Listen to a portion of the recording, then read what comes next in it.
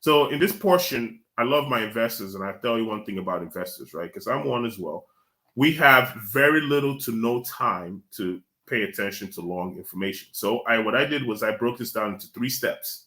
The 3 most important things an investor should be looking at in today's market that gives you more leverage and allows you to still play the game. Like I said in the beginning of this conversation, I said real estate is a game. Real estate investing is a contact sport. If you are not on the field and you're on the sidelines, you don't know what it feels like to be in a contact sport, and you don't have a hope to continue to play this game. If you bought your first property and you haven't touched any real estate investing since 1990, good luck, right? So you always have to be in this game to continue to play the game to get better at it. So let's talk about the 3 things that I think is extremely important for every real estate investor to know, have, and to do to allow them to be successful in this industry. So first is smaller markets can be better. You guys need to understand, and now this is the real estate, this is the lending side, right? From a lending perspective, there is so much power in secondary and tertiary markets. Let me tell you guys why. So for my investors, when you jump into a real estate location that you want to buy, a lot of you would look at properties and try to buy, that high-rise building in downtown Dallas or a high-rise building in downtown Chicago. There's a problem here. The problem is that property is only going to give you a 3 to 4% return, right? So you hear this cap rate. So you're getting a 3 to 4% capitalization rate, meaning your money makes you 3 to 4% back if you're lucky on a property in that area. Now, when you move to those secondary and tertiary markets, I'll give you an example. When myself as well as my partner started investing, our first properties were purchased in Kaufman County, not Dallas County, Kaufman County, Texas. We went to Kaufman County because Kaufman County was just starting to grow. They had seen their first 2, I think they only had 2 Walmarts built in the entire county, right? A lot of the homes there were still reasonably priced. And we understood that it wasn't a rural market. It was just a market that needed time to grow. Well, 5 to 6 years later, there's probably 5 or 6 Walmarts, right, in the county. It's a pretty small county, of course. There's also a bunch of Targets. There's a bunch of, you name it. They've put every single major retail chain, they've put every single major development potential that could be put in a city, in a small city, to make it a thriving city. Now, the average prices of homes in that location is $300,000. Yes, my property is still in the one, like I mentioned, the value is still at 170 something or 190 something, but I bought this home for 150. In the peak of the housing market, this is a much smaller home compared to most of the homes in that area. That home was worth 275. When the market bounces back, I'm expecting that property will be either back to 275 or even potentially at 300,000. Again, the smaller markets with a long-term investment strategy, making sure your financing is set up the proper way, can be a huge return for you over the life of your investment. So let's look a little bit into this article. This article talks about where returns are pushed down due to rising property prices, right? Because areas like Los Angeles, Chicago, and New York, they see cap rates, like I mentioned, 2 to 4%. Means the price of the asset is very high and the income you're going to make is very low. So a lot of times, the best way to do this is start moving away from those major markets and moving into the secondary or tertiary market. I mentioned Kaufman County, Texas is one example. I bet you if you go to every single state in the United States, there is a county or a city that is a growing city. The prices are still relatively low, but a lot of investors are scared to move into that market because they're not sure about what the potential of growth will be. The smart investors get in and start buying now. The other investors wait to see what the market does before they go into it. So don't be that person. Secondly is liquidity, right? Now, when we do deals, Lending Capital, this would be a shameless plug, but Lending Capital, when we look at deals and we look at 4 things. We look at the borrower's FICO. We look at the borrower's experience. We also look at the borrower's location of the asset. And then the most important part is the borrower's liquidity. right? Because when you show that you have liquidity in the bank, right, or liquidity in, doesn't have to, of course, cash in your mattress doesn't count as liquidity, but if you have liquidity in the bank, you have liquidity in assets that you can cross collateralize for your purchases. If you show you have some kind of liquidity, and having access to that liquidity, it gives you the ability to now increase your asset base. I have some friends that are really big conspiracy theorists, and again, no issues with who they are. But the problem they do is they think putting their money under the mattress or putting their money in the safe is a much smarter choice. That's not liquidity, folks, because you can't use that capital to buy anything. It's the same as a drug dealer. A drug dealer can't take the money he made from selling drugs and purchase real estate because there are AML laws and there are laws that don't allow you to do that. So yes, you can use that money and go to the strip club and throw it in the air, right? I mean, that's not a one way to do it, but if you want to, if that money is something you're using, you have intentions of using for a future, you have to find proper investment vehicles to put it in that you've done accurate research on, and you see that these investment vehicles can be available to you 30, 40 years from now to give you a good return. And then the most important and the last part is OPM. I love this, right? And OPM, again, this is another shameless plug with Lendmark Capital, because that's what we are. We are OPM. We're other people's money, right? Money's always looking for you. Folks, this might be a shocker, a news to a lot of you guys, because folks, a lot of us think that it's so hard to find money. I see it all the time. People say, if I can just come up with X amount of dollars. Well, guess what? There's so much money out there. Money's looking for you.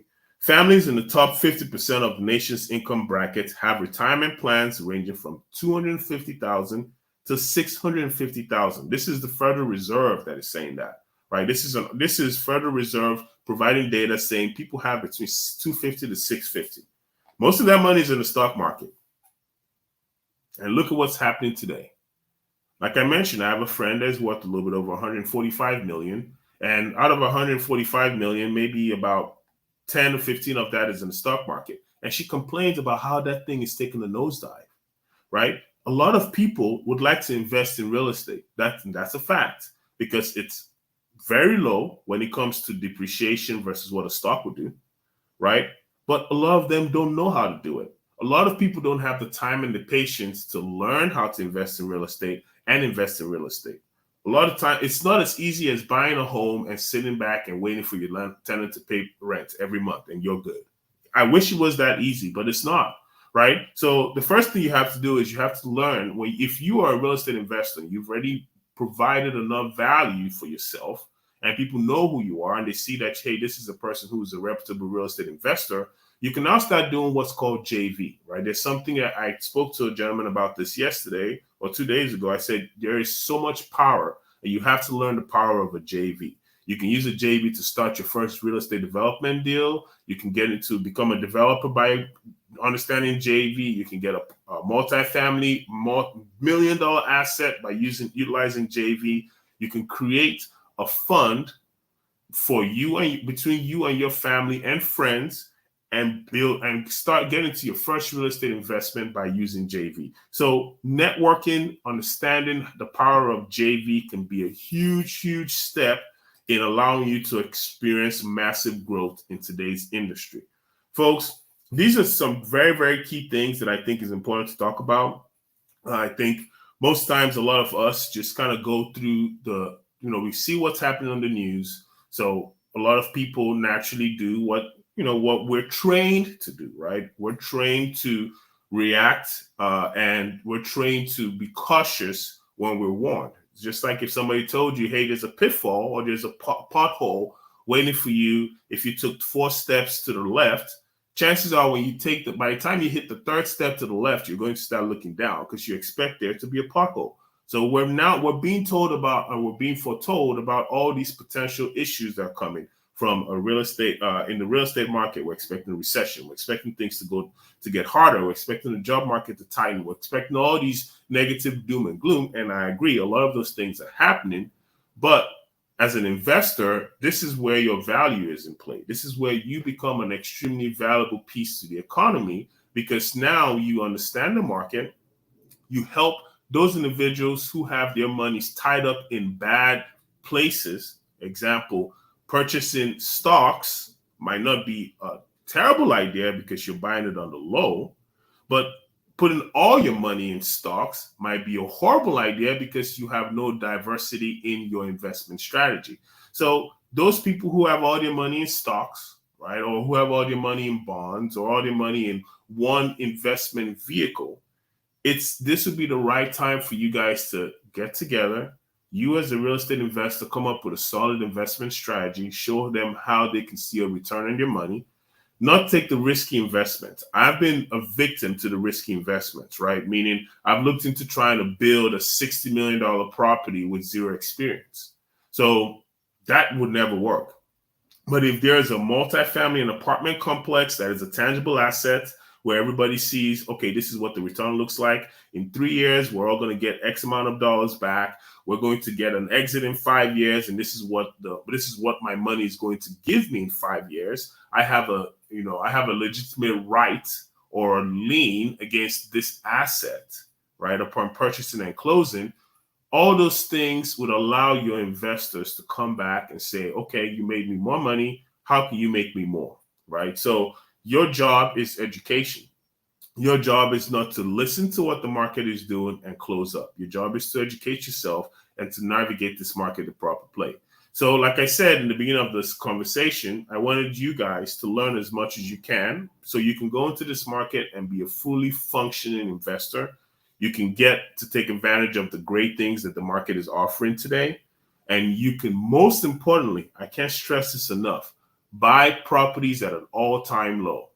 That's what a recession does. A recession allows you to see properties at an all-time low. If you have the liquidity and you have the savings and you have the capacity and the knowledge to do to be able to get into these markets, don't wait till the rates go down and the properties go up.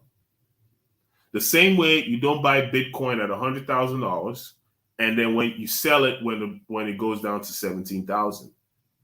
That's what a lot of people do. Unfortunately, they say, I'm not going to buy. I think it's a horrible idea to buy Bitcoin, but when it goes to 100,000, they say, oh, I need to buy it because it's probably going to go to 1 million. Why did you not buy it at 17? Same as the real estate now. Why are you going to wait till the rates go down and the prices go up for you to purchase a property? Why not purchase a property with the higher rates? Granted, your payments might be a little higher, and then refinance into a much lower rate and a much lower payment when the rates go down. So one is you're buying a property for much less and you're getting a lower payment based on that low purchase that you made in the beginning. All right. Well, folks, again, I appreciate you guys listening to this. Make sure you like, share, subscribe. Share this with a lot of your investor friends. Share this with a lot of people who are interested in buying real estate. I hope you guys got something out of this. Thanks again. Till next time. Peace.